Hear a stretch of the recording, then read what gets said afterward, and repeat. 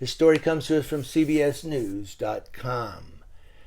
Out of Memphis, Tennessee. No, we're not going to be looking at Tom Cruise running through Mud Island. Some may get that.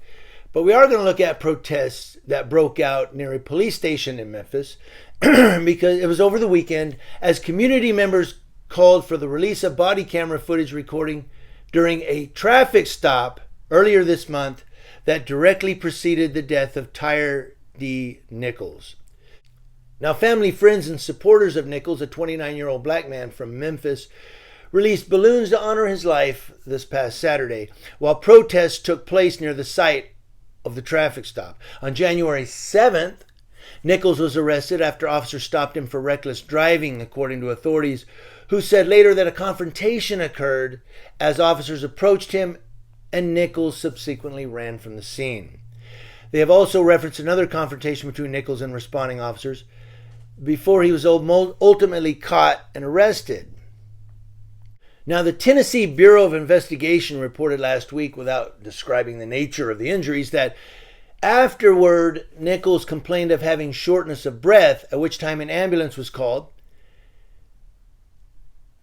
He was taken to the hospital in critical condition, and on Tuesday, he succumbed to his injuries, the Tennessee Bureau of Investigation reported, without describing the nature of those injuries.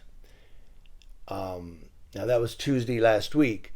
Now, the state agency is conducting an independent investigation into the use of force by Memphis police officers involved in Nichols' arrest. The probe came at the request of Shelby County District Attorney General Steve Mulroy, Bureau officials announced, noting that police contacted Mulroy's office due to the severity of Nichols' condition.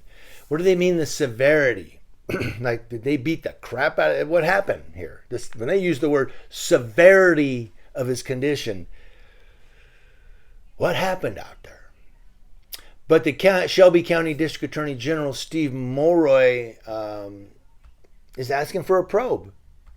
Now, while the state investigation is underway, authorities at the Memphis PD said they are taking swift and deliberate action to maintain transparency, accountability, public trust, and legitimacy amongst our community.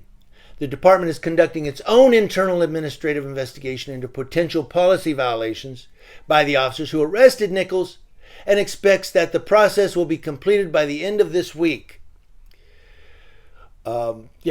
We want swift, deliberate transparency and accountability. No, you just want to avoid a lawsuit. That's about it. Because if he lived and came out of the hospital, you wouldn't be doing all this. Under the same circumstances, he complains of shortness of breath, he goes to the hospital, and if he walked out of that hospital, you wouldn't be doing all this.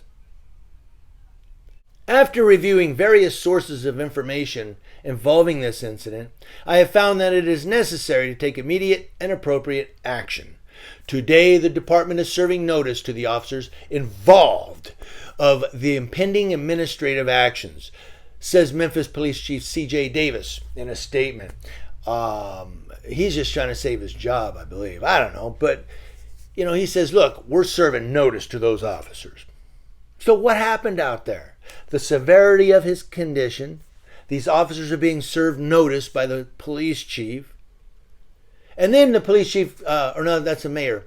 Memphis Mayor Jim Strickland said in another statement, "Make no doubt we take departmental violations very seriously.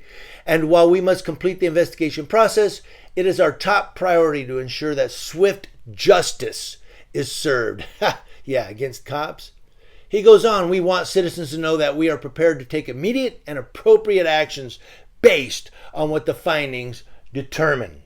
He's running for office. So I don't know. Looks like some Memphis cops might be standing in the food line shortly, or they may be moving over to maybe Oklahoma or Alabama or Georgia to try to get a job there. It looks like they may be, woohoo!